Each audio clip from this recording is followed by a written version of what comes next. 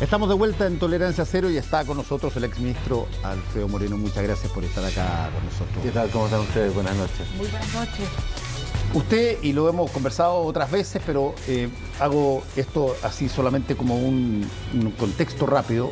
Usted fue una de las primeras personas que hizo algo desde hacía mucho tiempo para intentar generar cambio de condiciones en lo que hoy día se conoce como la macrozona sur, toda la situación que está pasando con el pueblo mapuche. Bueno, eso quedó cortado de cuajo con el crimen de Camilo Catrillanca. Pero le quiero preguntar, ¿hay algo de todo ese proceso que se pueda recuperar, o que se esté haciendo, o que usted vea como viable de poder hacerse en estos momentos? Bueno, yo creo que sin duda, yo creo que en primer lugar la semilla quedó absolutamente vigente. Yo veo que todos los sectores valoran lo que se hizo. Si uno mira lo que el gobierno ha planteado hoy día, los elementos, yo no digo el conjunto, pero digo los elementos de lo que plantean son prácticamente, digamos, todos elementos que han sido planteados, el Ministerio de Asuntos Indígenas, el Plan del Buen Vivir con más inversiones, en fin, son todas cosas que son elementos de lo que se planteó en aquel momento. Creo que la predilección por el diálogo, yo valoro mucho, lo he dicho públicamente, valoro mucho que el gobierno haya puesto esto como una primera prioridad, que fue lo mismo que hizo el presidente Piñera cuando partió, porque creo que esto es uno de los problemas más serios que tenemos en Chile. Este problema además no ha dejado de crecer, no ha dejado de profundizarse, cada día tenemos más violencia en más regiones, con una violencia más dura. Hoy día tuvimos otra vez personas baleadas, eso hace algunos años atrás no sucedía. Así que creo que los elementos de lo que se planteó en aquella época, que además recogieron lo que había hecho también la presidenta Bachelet y el obispo Vargas anteriormente, son plenamente válidos. Usted dijo que el éxito del gobierno del presidente Gabriel Boric dependía de lo que ocurriera en buena parte de lo que ocurriera en la Araucanía. ¿Por qué? Porque lo dijo el presidente Boric, porque el presidente Boric dijo que tenía tres prioridades, digamos, en esto, una de las cuales era y que él ponía, digamos, el futuro y la medición de su gobierno como uno de los tres elementos centrales de lo que la gente tenía que mirar, de tal manera que él puso inmediatamente esto como una cosa muy importante, pero a su vez puso también en riesgo su reputación, su resultado, en base a lo que obtuviera en esto. ¿Cuál es su evaluación de lo que se ha hecho hasta ahora y de quién se ha puesto a cargo, que es la ministra Isquia Siche? Yo creo que aquí esto tiene dos componentes muy diferentes. Uno, yo creo que aquí hay, y yo valoro mucho, insisto, en lo que ha hecho el presidente, de poner esto en primera prioridad. Creo que hay buena voluntad, creo que hay que además valorar que se ponga, uno puede discutir si el Ministerio del Interior debiera ser o no, pero puso a la persona número uno del gabinete a cargo de esto, lo cual nuevamente refleja importancia. Creo, sin embargo, que en la aplicación práctica de lo que se ha hecho se han cometido numerosos errores, todos errores que se pueden resolver, pero que demuestran un desconocimiento y también mucha ideología, muchas cosas que se suponen. Yo pienso que aquí hay que actuar de una manera distinta, aquí hay que partir de que uno no sabe, ¿no? Aquí hay un dolor muy profundo. Hay cosas que uno no conoce ni del pueblo mapuche ni de la realidad que ahí se vive, y por lo tanto hay que entrar con mucha precaución, con mucho respeto, con mucho diálogo y primero escuchar antes de poder, digamos, decir qué es lo que hay que hacer. Lo de Temucuicui fue absolutamente, digamos, fuera de lugar, en el sentido que es completamente apresurado. No se tiene claro qué es lo que ahí sucede, a pesar de que estaban los datos como para haberlo previsto, ¿no? Y así otras cosas, me parece que en eso han habido errores, pero vuelvo a insistir, creo que lo esencial, que es el inicio, me parece que está lo central. Y lo segundo que quiero mencionar sobre eso es que también hay que reconocer que esto no lo va a resolver ningún gobierno. No hay un gobierno suficientemente poderoso para poderlo resolver por sí solo. Y por lo tanto se requiere trabajar con todos, ¿no? Esto de pretender que el gobierno va a tener una solución. Yo estuve en un programa contigo donde estaba el senador Huinchumilla y él se quejaba, por ejemplo, el senador Huinchumilla, que es de un partido cercano al gobierno, al menos cercano, ¿no? Y se quejaba que ni siquiera lo habían llamado. ¿Cómo no llamar a una persona que tiene ese grado de experiencia? Ahora, si usted fuera ministro con el presidente Sebastián Piñera y Héctor Yaitul hace las declaraciones que hizo, ¿qué le hubiera recomendado usted al presidente? Bueno, ya lo declaré públicamente hoy día, digamos, me parece que en esto, y es la actitud que tuve con Yaitul también, este es un personaje que lleva mucho tiempo, es una persona muy importante, digamos, en este conflicto. A mí me parece que en esto hay que distinguir el respeto por la causa, el respeto por las opiniones, el respeto por la historia y todos los problemas que hay larguísimos de discriminación y de otros con el tema de la violencia. Las causas no justifican la violencia. Si nosotros empezamos a justificar las causas de la violencia, vamos a tener violencia de todos. Para tenerlo meridianamente claro, ¿qué le hubiera aconsejado usted al presidente? Muy claro, aplicar la querella que establece la ley. La ley establece qué es lo que hay que hacer en cada uno de los casos. Y la ley es superior a cualquiera de las personas, es superior a si las personas son de izquierda o derecha, si son indígenas o no son indígenas. La ley rige para todos y si no tenemos una ley que es igual para todos, desgraciadamente ya entonces entramos en la ley de la selva. Eso el gobierno no lo puede permitir. Fernando decía al inicio que usted lideró un proceso de diálogo que ha tenido apoyo y ha sido destacado transversalmente sus primeros años como ministro del gobierno pasado de Desarrollo Social, para quienes no lo recuerdan, pero algo pasó ahí que las cosas no resultaron y no hemos tenido buenos resultados, no solo culpa del gobierno anterior, es una historia larga. ¿Qué cree usted que en el gobierno pasado faltó?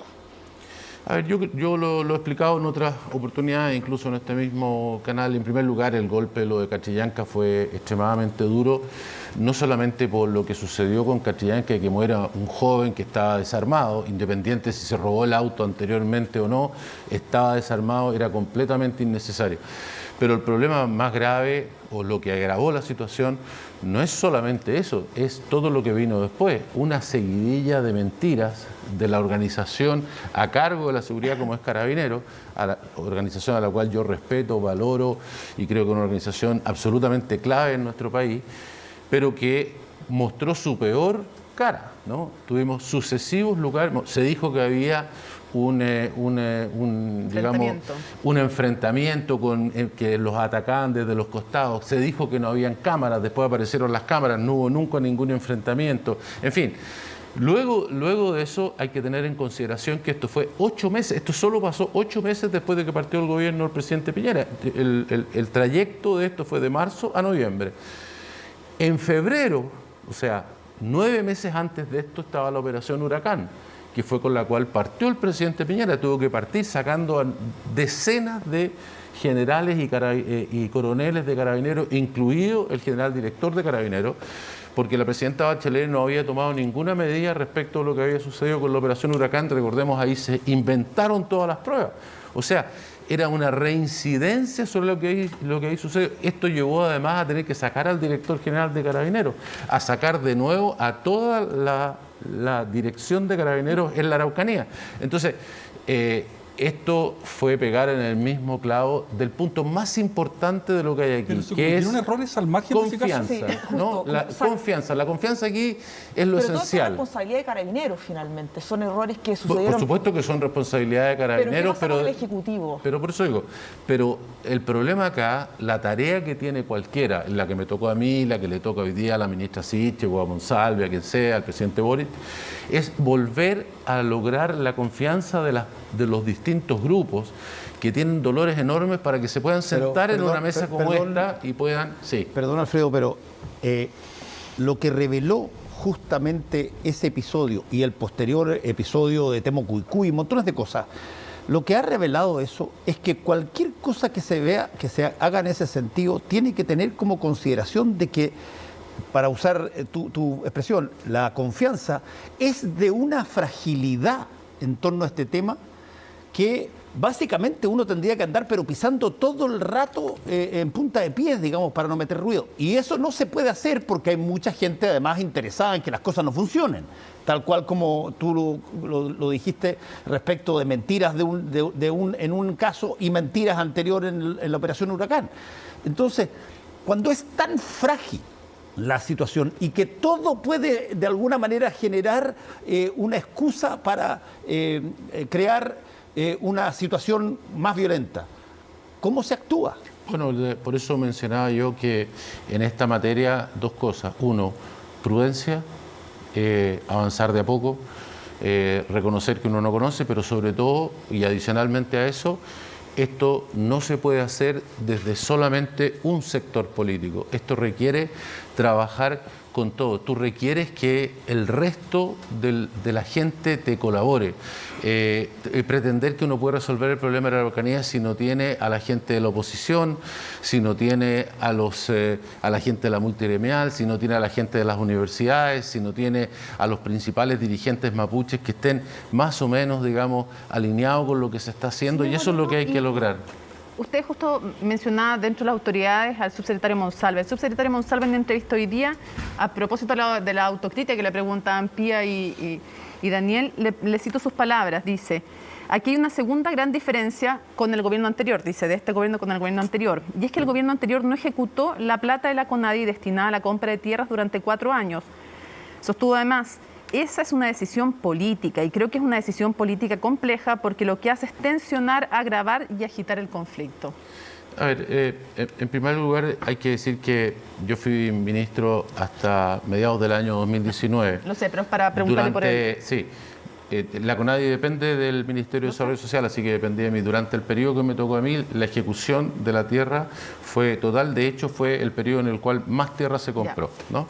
Así que a lo que él se refiere es a los años que continuaron. Sí. Los años que continuaron están marcados por lo mismo que estábamos conversando. Una vez que se produjo todo esto, una vez que se produjo toda esta situación, bueno, aparte de cambiar el ministro de Desarrollo Social y otros cambios, también la situación de violencia llevó a que se hicieran varias cosas, entre ellas intentar cambiar la ley indígena, porque la ley indígena, esto es algo que también hay que tenerlo en cuenta, es una de las causas más importantes del problema que tenemos, ¿no? La ley indígena que pretendió resolver este problema, porque la gente dice, oye, hay que resolverlo con tierra. Desde el año 1993 Chile tiene una ley que entrega tierra, se han entregado 250.000 hectáreas. Las comunidades indígenas tenían 500.000, hoy día tienen 50% más de lo que tenían. Y estas tierras no han resuelto en nada la situación. La gente siente la sensación en las comunidades mapuches que no se ha entregado nada.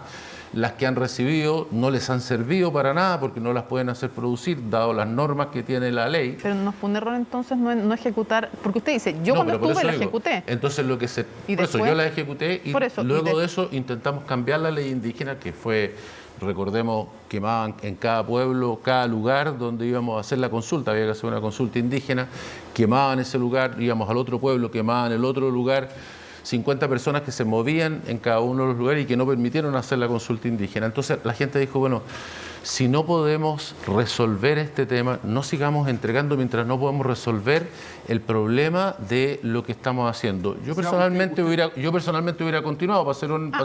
Pero es interesante porque a partir de lo que usted dice, uno podría concluir que no tiene sentido seguir entregando tierra bajo esta lógica, o es algo en lo cual el gobierno debería perseverar.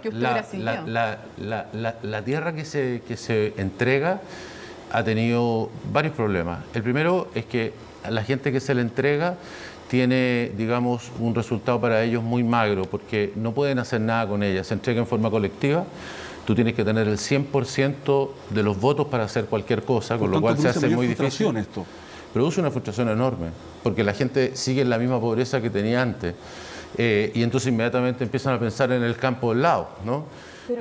Pero ¿por qué la entrega de tierras no pudo haber ido acompañada, por ejemplo, de un plan de desarrollo económico propio de la zona, fortalecido con una visión intercultural que hubiese propiciado el desarrollo de estas mismas tierras? El plan de desarrollo existe, las inversiones en la Araucanía se multiplicaron por varias veces, de hecho hoy día se habla de las inversiones, yo he dicho en varios lugares que me gustaría ver los números, porque me tinca que los números no son diferentes, no sé si serán mayores o menores de los que se hacían durante el gobierno. La mayor inversión desde ya en el Ministerio de Obras Públicas, donde me tocó estar después, pero en general es en la Araucanía. Se hizo un presupuesto ahí en el cual se puso una enorme cantidad de recursos que también por la misma situación de violencia y la misma situación de la ley indígena se van perdiendo porque tú vas usando dinero que no resulta y no funciona adecuadamente.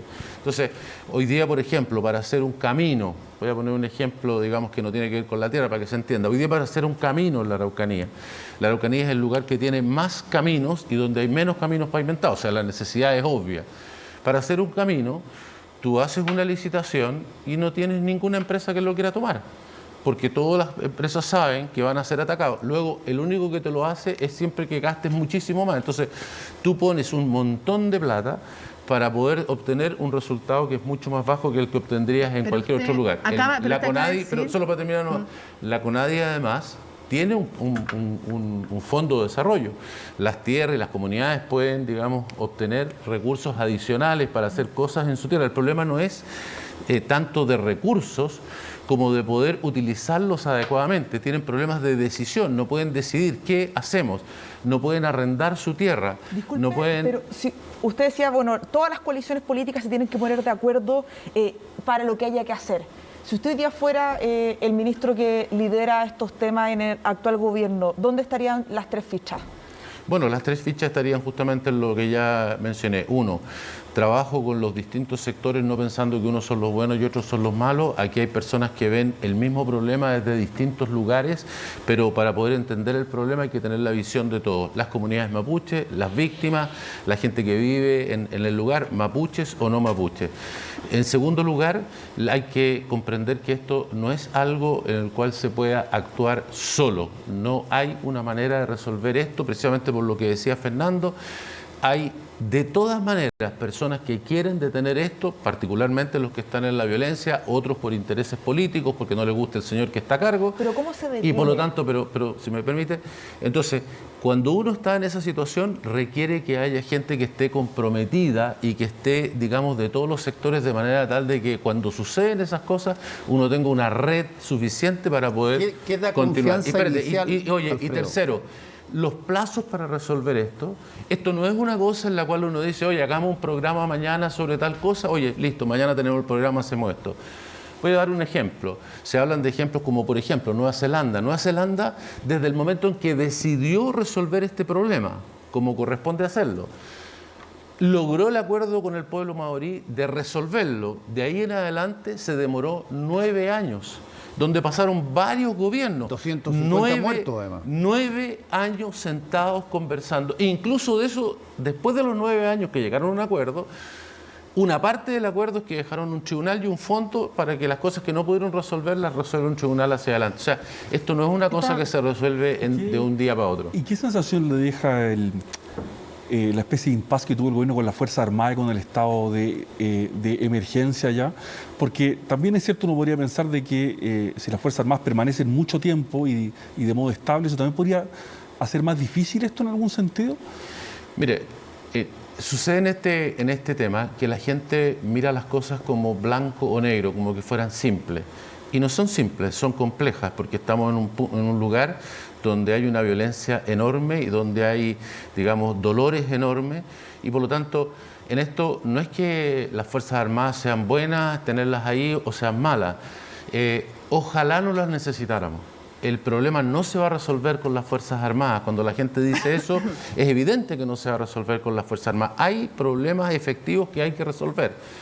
Pero no hay ninguna duda que cuando la situación está en la situación que nos encontramos hoy día, donde hay personas que son atacadas a balazos, no solo en los caminos, también en la actividad forestal, también en su campo, también en la empresa constructora o en la empresa de árido, tenemos todos los días ataques en distintos lugares. Te necesitamos cumplir con lo que la ley establece y tenemos que darle la seguridad. Yo acabo de escuchar aquí al gobernador Orrego decir que la seguridad de las personas es uno de los derechos humanos que deberían estar incluidos. Entonces, este es un derecho humano que el Estado de Chile tiene que proteger. El Estado de Chile no puede hacer oído sordo al problema de los derechos humanos que existen en toda esa zona. Un par de definiciones breves. Dígame. ¿Es un error o no es un error restringir a las rutas la participación de las Fuerzas Armadas? Es un error y mire, fue un error. Mire, yo además se lo dije en su momento a la gente del gobierno cuando me lo consultaron, antes de que pasara todo esto. Y mire, ustedes bajaron el estado de emergencia, no lo deberían haber hecho. Podrían perfectamente haber dicho, mire, nosotros quisiéramos no tenerlo. y hacer todos los esfuerzos y iniciar el diálogo y pedir que las contrapartes hicieran esfuerzos, bajaran el nivel de violencia y por lo tanto fueran avanzando, que se pudiera tener un nivel de seguridad inferior. El costo lo tenía asumido el gobierno anterior, o sea que era una cosa fácil, pero entonces... luego de eso les dije, mire, va a pasar que van a tener que ponerlo de nuevo y eso va a ser un costo para el gobierno. Bueno, desgraciadamente ya decidieron hacerlo así. Hoy día va a pasar lo mismo. Lo hicieron de esta manera, va a pasar un tiempo y lo van a tener que ampliar. A ver. ¿Y las Fuerzas Armadas? Sí. ¿Están incómodas, cree usted, con este estado de emergencia restringido a las carreteras? Mire, las Fuerzas Armadas, en mi opinión, esto ya es algo que no es de mi tema, pero lo que yo percibo, las Fuerzas Armadas están incómodas de estar en esta tarea. Esta es una tarea que para las Fuerzas Armadas es incómoda, no es la tarea propia. La tarea propia es estar en la defensa del país. Esto es una situación que ningún militar le gustaría tener que hacerla. Lo hacen porque es necesario, porque está en la ley, porque hay que ayudar en esta condición, pero nadie quisiera que esto sucediera. Déjeme hacerle una pregunta muy puntual. Usted mencionó lo que había pasado en Nueva Zelanda, lo que podríamos agregar lo que pasó en Canadá. En muchas otras partes. Siempre de todo eso, y yo he estado mirando algunas de las cosas en los libros históricos al respecto, siempre hay un momento en que el que probablemente es el más sospechoso, porque no se tiene toda la confianza, que es el Estado, manda señales de que esta vez esta cosa es en serio. Esta vez no va a ser otro llamado, ni otro ministro o ministra que viaja. Y así fue en Nueva Zelanda, donde hubo una salida enorme de funcionarios ingleses hacia Inglaterra y neozelandeses. A ver, ¿qué se necesita ver, a juicio suyo, en las comunidades mapuches para que se crea que cualquier tipo de diálogo esta vez va en serio? A ver, yo creo que déjeme hacer un puntito. Francisco Huanchumilla, por ejemplo, que usted lo conoce muy bien, siempre ha dicho que el gran tema en este sentido es la redistribución de tierras. Pero, ¿es eso suficiente? ¿Qué se necesita para que la gente diga, mira, esta vez creo que hay que darle chance a esto? Es que el tema de las tierras efectivamente es central y por supuesto que la conversación va a terminar en ese tema, entre otros. Así que eso no hay ninguna duda, pero para poder tener esa conversación, que no es una conversación que tiene una vía, no es una conversación de conversar y preguntarle a las personas cuánta tierra quiere, es algo en lo cual hay que tomar en cuenta los intereses del resto de los 90% de los chilenos, ¿no? Sí. Entonces, y de cuáles tierras, cuánta tierra, a quiénes se las vamos a entregar. Yo inicié un catastro que increíblemente hasta el día de hoy no se hace, el gobierno actual dijo que no lo iba a continuar, que lo que hace simplemente es decir, bueno, ¿qué es lo que hemos hecho en estos 25 años? ¿A quién le entregamos la tierra? Porque cuando la veamos vamos a ver los problemas que se han generado. Entonces, para que lo hagamos mejor hacia adelante, hay que determinar de una vez cuánta tierra es y a quién. Pero independiente de eso, yo te vuelvo a decir, yo creo que tú tienes toda la razón. Aquí lo importante es que los tipos vean, y por eso valoro lo que ha hecho el presidente Boric, que hay una decisión de verdad de intentar resolver el problema. ¿Cómo se va a resolver? Es que nadie tiene cómo se va a resolver. Se va a resolver conversando con las partes. No hay una solución a priori. Si yo tuviera una solución a priori, entonces ¿para qué me siento a conversar? Yo digo, mira, esta es la solución, hago un UCAC y digo, esta es la solución. La solución necesariamente para que sea satisfactoria para las partes requiere conversar con todas ellas. Pero la manera de decir, mire, yo efectivamente estoy dispuesto a hacerlo y por eso digo, cosas como, por ejemplo, poner a la ministra del Interior, independiente que podría ser otro ministro, pero poner un ministro súper importante en esto, sin duda. Dedicarle tiempo, yo esto es algo que también lo he mencionado, esto no se puede hacer desde Santiago, esto es un problema cuando uno es ministro del Interior, pero uno tiene que estar ahí. Es absolutamente imprescindible porque la gente tiene que ver que realmente al gobierno y a las personas que están a cargo le interesa de verdad. Y eso requiere estar presente. A ver, Alfredo, nosotros tenemos este minuto de confianza con lo que terminamos y tú tienes el minuto final y parte Mónica Rincón. Ok. Cuando quieran entender qué es justicia con perspectiva de género, ahí está el fallo contra Nicolás López. ¿Significa que los jueces le van a encontrar razón siempre a las mujeres o que el hombre es automáticamente culpable? No. Significa que se evita perjudicar a las mujeres por serlo. Eso entonces es justicia con enfoque de género. La defensa trató de desacreditar a las víctimas basándose en prejuicios machistas. Con ayuda de sus asesores comunicacionales, Imaginación se envió a los medios un video con imágenes sexys de ellas para desprestigiarlas, con WhatsApp además cortados. Mujeres lindas y ansiosas de una carrera, eso se nos quiso vender. En vez de delito, humor deslenguado. Denunciantes que se beneficiaban de este caso, y un medio, Revista El Sábado, que se trata de hacer pasar como alguien complotando y tratando de desprestigiar además a sus periodistas. Bueno, los jueces fueron capaces de evitar esos prejuicios y ceñirse a los hechos. Hubo abuso sexual, hubo uso de la fuerza, pero además se entendió que no solo un cuchillo intimida, sino también la asimetría de poder. Que incluso si las víctimas siguieron en contacto con su agresor, tomaron todos los resguardos para nunca más estar a solas con él. Sin enfoque de género, jueces en el pasado desestimaron violaciones o abusos porque, comillas, la denunciante tenía una vida licenciosa. Con enfoque de género, o sea, sin prejuicios en contra de las mujeres y gracias a la valentía de las víctimas que fueron intimidadas y desprestigiadas, gracias a todo ello, lo que prima son los hechos, las pruebas, y Nicolás López es declarado culpable. Daniel Manzur. Sí, enfrentamos semanas muy importantes en torno a la discusión constitucional porque la convención está entrando en su última fase de comisión y me parece que es importante que todos los sectores políticos expliciten sus voluntades y sus intenciones de lo que van a hacer el 5 de septiembre si hay un resultado u otro. Esto lo digo porque hay dos mundos que han esbozado alguna idea, pero yo creo que hay que ponerle un poco más de contenido, ¿no? Cuando se dice que, cuando el mundo de la prueba dice que la Constitución es solo un punto de partida y que hay que aprobar para reformar luego, bueno, yo creo que sería importante decir qué cosas se quieren reformar y la comisión transitoria tiene un papel muy importante de decir cómo se va a reformar y qué prerrogativa tiene el Parlamento actuar para reformar eventualmente. Lo mismo ocurre con el mundo de la derecha, que se dice rechazar para reformar, tendrá que también mostrar caminos y lo ha hecho en los últimos días, mostrar caminos de salida, digamos, para reformar la Constitución o cambiarla porque hay una voluntad del pueblo en ese sentido. Me parece que si estos dos mundos avanzan en esta línea, podremos enfrentar el plebiscito de una forma menos polarizada de la que parece anunciarse hasta acá. Así que creo que es bueno que los sectores políticos expliciten sus intenciones de cara a este proceso. Pía. Si bien las cifras del COVID han ido en aumento en las últimas semanas, el impacto de la presión hospitalaria no llega a ser lo que hemos vivido en los peores momentos de la pandemia, tampoco los fallecidos, lo cual no quita que tenemos que ser muy responsables y seguir con atención las medidas del gobierno del plan de vacunación. Sin embargo, hay daños de la pandemia que siguen siendo muy profundos, que siguen siendo igual de graves incluso que los peores momentos y que además nos van a acompañar por décadas, y no me refiero solo al impacto en la salud y lo que cuesta recuperarse del COVID, sino que también me refiero a la crisis más grave en la historia de la educación que ha vivido América Latina, como lo han señalado varios expertos. La encuesta nacional de monitoreo de establecimientos educacionales del CIAE de la Universidad de Chile, de Sociología de la Universidad Católica y de la Escuela de Gobierno UC muestran cifras comparativas muy negativas respecto a los tiempos prepandémicos, respecto a desarrollo de habilidades lectoras, desarrollo de la autonomía para el aprendizaje, apoyo psicológico, entre otros. Crisis como estas profundizan las desigualdades ya existentes.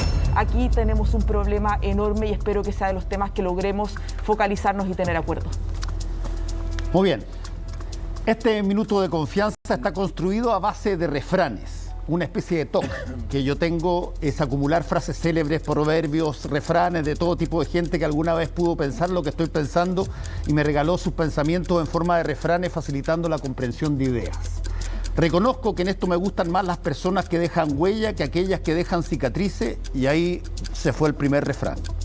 En tiempos donde las generaciones se reemplazan, hay que recordar que tener un hijo, plantar un árbol y escribir un libro es relativamente fácil. Lo difícil es crear un niño, regar todos los días el árbol y que alguien lea el libro. No importa si los problemas que tienes son heredados o propios, vas a tener de los dos. Lo importante es que nos demos cuenta que de ningún laberinto propio se sale con llave ajena. Eso lo sabemos y lo hemos demostrado, y ahora se requiere talento, capacidad y sentido de ciudadanía para darnos un marco constitucional ajeno a todo tipo de gustitos, revanchas y causas perdidas. El tiempo es hoy, y las dilaciones y falta de previsión que tuvimos en el pasado solo sirven para darnos cuenta que el paso del tiempo a veces nos adormece sin encontrar la vuelta o el nuevo camino. El tiempo es hoy, como dijo Benjamin Franklin, un hoy a veces vale por 2 mañanas.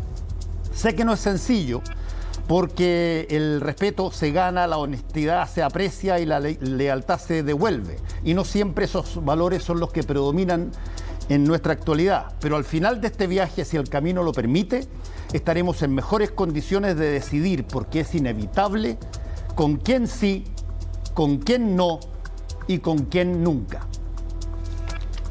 Don Alfredo Moreno. Oye, muy difícil competir con ustedes, que veo que tienen muy preparado, pero yo voy a hacer un poco fome, voy simplemente a aprovechar de tocar el mismo tema que hemos estado conversando y voy a señalar solamente 3 cosas respecto de esto, respecto de la Araucanía y de la macrozona sur. Lo primero, que esto no se trata de ellos, no se trata de personas que están a 700 kilómetros o a 800 o a 1000 kilómetros, se trata de nosotros. Esto es algo en la cual hay chilenos como nosotros, mapuches y no mapuches, que están viviendo una vida que es un infierno. Estuve recién en la Araucanía, en lo que se denominó por parte del gobernador la Cumbre por la Paz. Me tocó escuchar ahí en la reunión a los alcaldes, en que algunos de ellos mencionaban, digamos, cómo ellos mismos no se atreven a andar por las rutas, cómo han sido amenazados, cómo han sido quemadas las municipalidades. Uno de ellos dijo que estaba armado y que estaba dispuesto a disparar en caso de que hicieran efectivas las amenazas que tenían sobre su familia. Esto es lo que estamos viviendo a pocos kilómetros con chilenos iguales que nosotros, y esto está creciendo, nos va a afectar a todos. Hoy día que tenemos este momento de violencia en el país, es un buen momento para entender lo que se vive allá y tomarlo como propio y decir que esto no puede existir en Chile. Lo segundo, decir que hoy día tenemos, aunque parezca raro, uno de los mejores momentos para resolver esto. Nunca el tema indígena ha sido algo tan importante en este país. Esto es, hoy día la bandera mapuche la conoce todo el mundo, no la conocía nadie hace 2 o 3 años atrás. Hoy día es símbolo de libertad, de independencia, de justicia, en fin, le han dado todo tipo de cosas positivas. Hay un interés del país de resolver esto. Miren lo que ha pasado en la convención, en la intención, ¿no? Y sin embargo, si ustedes ven lo que ha pasado últimamente, acaba de salir la última encuesta, la gente lo que ve en la Araucanía es terrorismo. Eso es lo que dice la última encuesta, salida hoy. ¿Por qué pasan esto? Porque hay grupos violentos que están causando esto y cada vez más ese ánimo inicial que nos habría ayudado se está perdiendo. Y lo tercero, decir que en esto la convención y la nueva constitución que se está proponiendo también tiene un aspecto a jugar y es importante que la gente que vaya a votar considere esto, si lo que se está proponiendo ahí va a producir más problemas o va a ayudar en algo, ¿no? Entonces, eso es lo que quisiera mencionar. Muchas gracias. Y entonces, dado que usted lo dejó dando bote, ¿apruebo o rechazo? En mi opinión, no, en mi opinión, en este aspecto en el que estamos, va a producir, ya lo mencioné respecto de la ley indígena, es una fotocopia, va a producir los problemas que tenemos en la Araucanía, pero en todo Chile. ¿Apruebo o rechazo? No, yo creo que desgraciadamente, y esto es parte de lo que estaba mencionando, a pesar de que 80% de las personas lo que quisieran es que se cambiara la Constitución y va a haber que buscar una forma de hacerlo, como Daniel decía, desgraciadamente lo que se está proponiendo, uno tendría que decir que así no, esta no, porque en realidad esto no es lo que la gente buscaba, no resuelve lo que se está planteando, así que desgraciadamente hay que rechazarlo. Hay que rechazar, dice. Sí. Muchas gracias a Alfredo Moreno por haber estado con nosotros. Daniel, Pía, Mónica, a todos ustedes nos encontramos la próxima semana. Chao. Muy buenas noches.